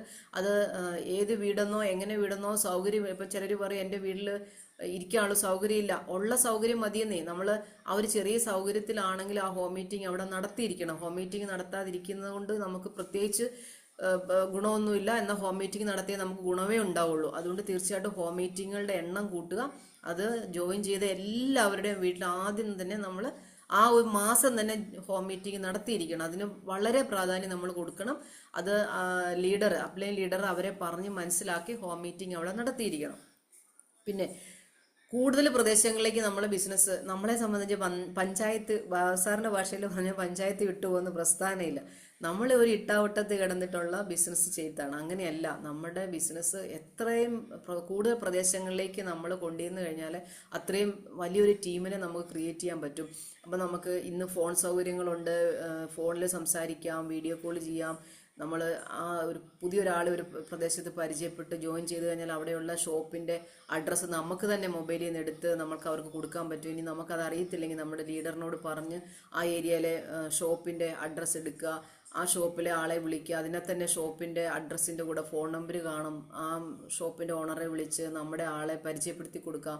നമ്മുടെ ആൾ അവിടെ വരുന്ന കാര്യം പറയാം, അവർക്ക് വേണ്ട സപ്പോർട്ട് കൊടുക്കണമെന്ന് പറയാം. അപ്പോൾ അങ്ങനെ നമ്മുടെ ഒരു ശ്രദ്ധ, ഏത് ദേശത്ത് ഒരാളെ നമ്മൾ ജോയിൻ ചെയ്യിച്ചാലും നമ്മൾ ബിസിനസ് സ്റ്റാർട്ട് ചെയ്താലും നമ്മളൊരു ശ്രദ്ധ എപ്പോഴും അവരുടെ കൂടെ ഉണ്ടാവേണ്ടത് നല്ല കാര്യമാണ്. പലപ്പോഴും പറയാറുണ്ട് എൻ്റെ കൂടെ വന്നവരെ ടീം മാറ്റി. അപ്പോൾ നമ്മുടെ ശ്രദ്ധ കുറയുമ്പോഴാണ് അങ്ങനെയൊക്കെ സംഭവിക്കുന്നത്. അപ്പോൾ അവർ ഓർക്കും എന്നെ കൊണ്ടുവന്ന ആളല്ലേ, എൻ്റെ അപ്ലൈൻ എന്നെ ശ്രദ്ധിക്കുന്നില്ല. അപ്പോൾ അങ്ങനെയൊക്കെ ഒരു തോന്നൽ വരുമ്പോൾ, അപ്പോൾ ഇന്ന് നമുക്ക് ഫോൺ സൗകര്യങ്ങൾ ഉള്ളതുകൊണ്ട് അല്ലെങ്കിൽ ഫോൺ ഉള്ളത് കൊണ്ട് ഒരു ബുദ്ധിമുട്ടും ഇല്ല നമുക്ക് കോണ്ടാക്ട് വെക്കാനും നിലനിർത്താനും ഒക്കെ. അപ്പോൾ കൂടുതൽ പ്രദേശങ്ങളിലേക്ക് നമ്മൾ നമ്മുടെ ബിസിനസ്സിനെ എന്താ പറയുക വർദ്ധിപ്പിക്കുക. അതെന്ന് പറഞ്ഞാൽ നമുക്ക് ഇന്ന് എങ്ങനെ വേണേലും ഒരാളെ പരിചയപ്പെടാനാണ്, അല്ലേ? നമ്മൾ യാത്ര ചെയ്യുമ്പം നമ്മുടെ കൂടെ യാത്ര ചെയ്യുന്നവരെ പരിചയപ്പെടാം. അങ്ങനെ എങ്ങനെ വേണമെങ്കിലും നമുക്ക് ആൾക്കാരെ പരിചയപ്പെട്ട് നമുക്ക് ബിസിനസ്സിലേക്ക് കൊണ്ടുവരാൻ പറ്റും. കാരണം ഇത് നിത്യോപയോഗ സാധനങ്ങളാണ്. കൊട്ടാരത്തിരിക്കുന്ന ആൾക്കും വേണം, ബംഗ്ലാവിലിരിക്കുന്ന ആൾക്കും വേണ്ട സാധനങ്ങളാണ്, കുടിലിൽ താമസിക്കുന്ന ആൾക്കും വേണം, സാധാരണക്കാരനും വേണം, മിഡിൽ ക്ലാസ്സുകാരനും വേണം. എല്ലാവരും പല്ല് തേക്കും, എല്ലാവരും കുളിക്കും, എല്ലാവരും ഭക്ഷണം കഴിക്കും, അപ്പോൾ എല്ലാവരും ഡ്രസ്സ് ധരിക്കും, എല്ലാവരും ചപ്പലിടും. ഇതെല്ലാം എല്ലാവർക്കും വേണ്ട സാധനങ്ങളാണ്. കഴിഞ്ഞ ദിവസം ഡോക്ടർ ഹരി പറഞ്ഞ പോലെ നമുക്കൊരു ഡോക്ടറോട് പോയി ന്യൂട്രിചാർജ് പറയാൻ നമുക്ക് ധൈര്യമില്ല, നമുക്ക് പേടിയാണ്. എന്താ, ഈ ഡോക്ടർക്ക് നമ്മളെക്കാൾ അറിവുള്ള ആളാണ്, അല്ല ഉയർന്ന പൊസിഷനിൽ ഇരിക്കുന്ന ആളാണ്. അവർക്ക് നമ്മളെ പോലെ സാധാരണക്കാരൻ പോയി പറഞ്ഞാൽ അവർ കേൾക്കുമോ? അങ്ങനെയല്ല. ഇതെല്ലാം എല്ലാവർക്കും വേണ്ടാണ്. സപ്ലിമെന്റ്സിനെ കുറിച്ചൊന്നും എല്ലാ ഡോക്ടർമാർക്കും ഒന്നും അറിയണമെന്നൊന്നുമില്ല, എല്ലാവരും അതിനെ ശ്രദ്ധിക്കുന്ന ആൾക്കാരും ഒന്നുമല്ല. അപ്പോൾ അങ്ങനെ എനിക്കും അനുഭവം ഉണ്ടായിട്ടുണ്ട് സപ്ലിമെന്റിനെ കുറിച്ച് പറഞ്ഞപ്പം. അപ്പോൾ സ്വാഭാവികമായിട്ട് ഞാനും അതിശയിച്ചു പോയി. ഞാനൊരു സാധാരണ വീട്ടമ്മയാണ്. ഞാൻ അങ്ങനെ ആ ഡോക്ടറോട് ഇത് സപ്ലിമെന്റ് ഞാൻ കഴിക്കുന്ന കാര്യം പറഞ്ഞപ്പോഴത്തേക്കിന് അപ്പോൾ ഇങ്ങോട്ട് എന്നോട് ചോദിച്ചൊരു ചോദ്യമാണ്, ആ സപ്ലിമെന്റ് കഴിക്കുന്നതുകൊണ്ട് എന്തെങ്കിലും ഗുണമുണ്ടോ?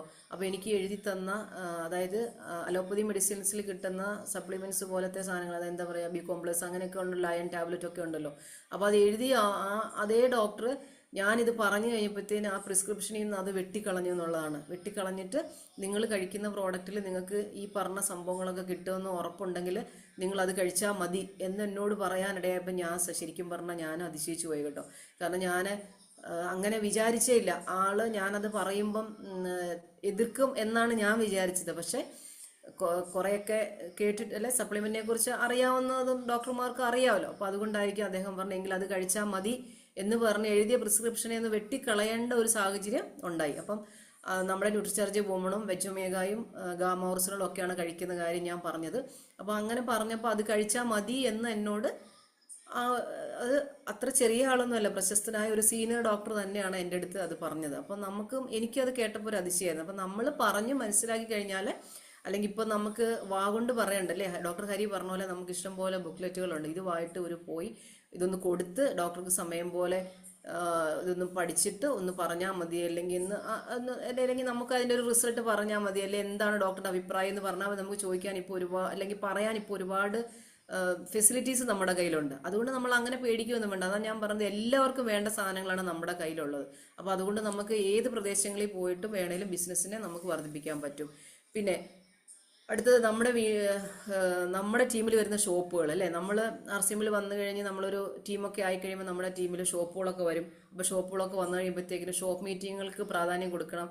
ഷോപ്പിൽ ഇരിക്കുന്ന ഷോപ്പ് ഓണർക്കും ഷോപ്പിലേക്ക് കടന്നു വരുന്ന കസ്റ്റമേഴ്സിനും ആ സമയത്ത് അവിടെ പർച്ചേസ് ചെയ്യാൻ വരുന്ന ആൾക്കാർക്കും ആ ചുറ്റുവട്ടത്തുള്ള നമ്മുടെ അസോസിയേറ്റ്സ് ബയേഴ്സിനും ഒക്കെ വേണ്ടിയിട്ട് നമ്മൾ ഷോപ്പ് മീറ്റിങ്ങുകൾക്ക് പ്രാധാന്യം കൊടുക്കണം.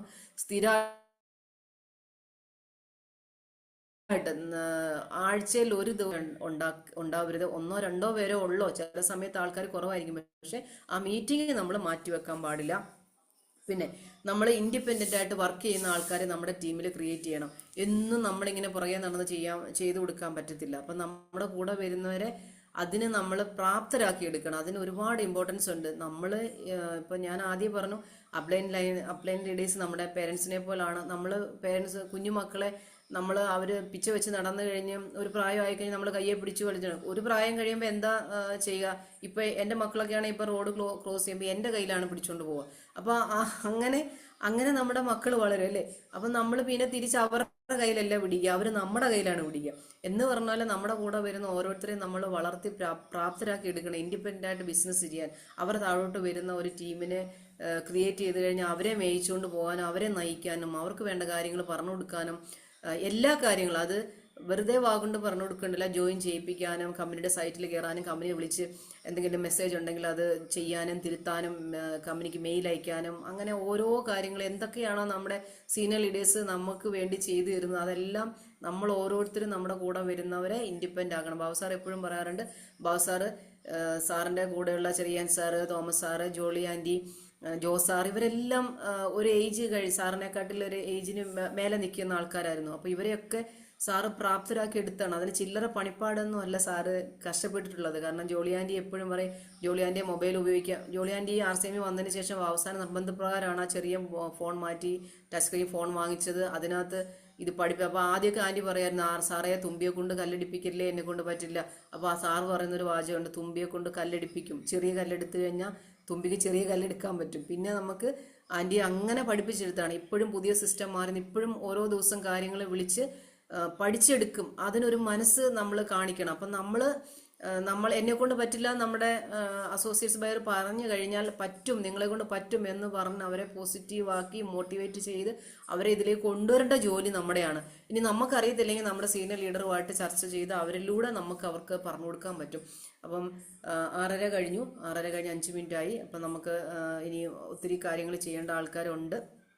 ഇപ്പം 30 പേരായിട്ടുണ്ട്. അപ്പം തുടക്കത്തിൽ 30 പേരില്ലായിരുന്നു. കുറേ പേർക്ക് പകുതി ഭാഗങ്ങൾ കിട്ടിയിട്ടുണ്ടാവില്ല, സാരമില്ല.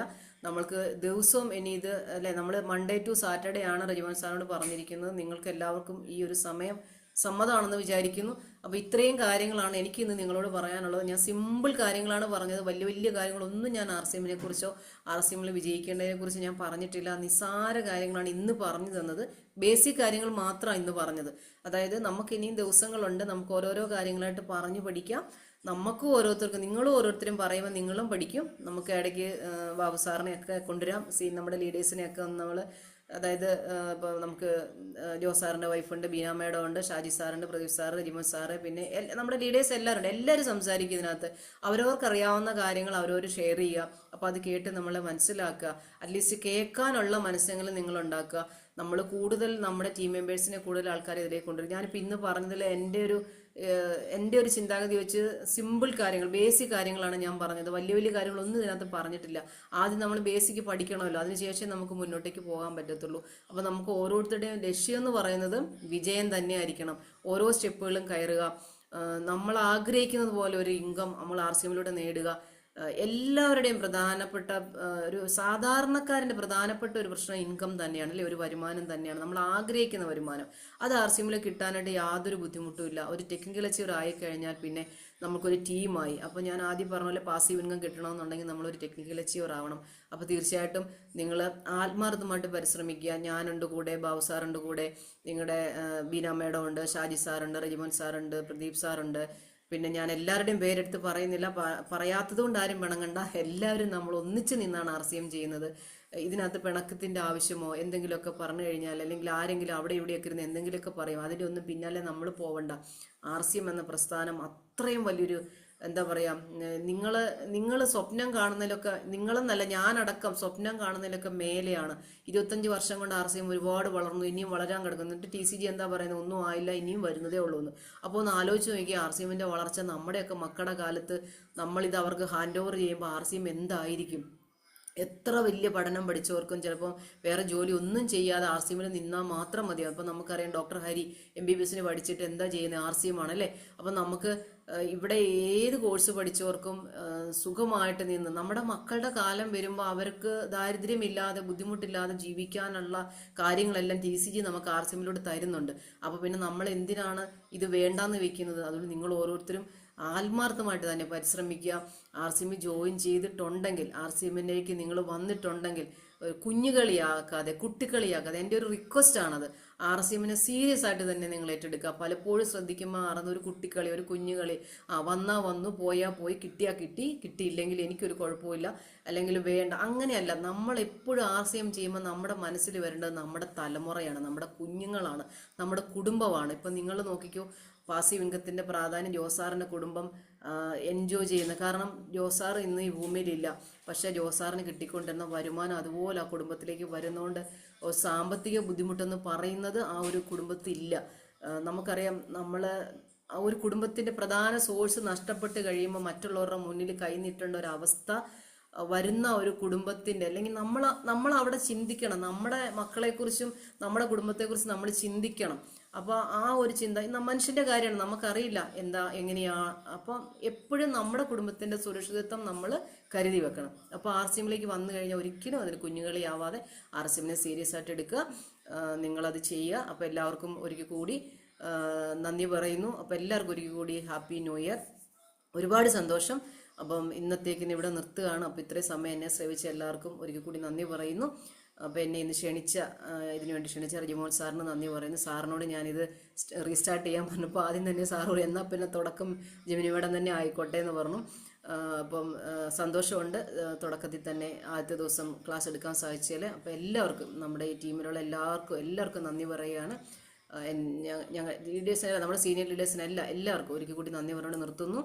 D RCM, good RCM. Thank you sir, thank you all.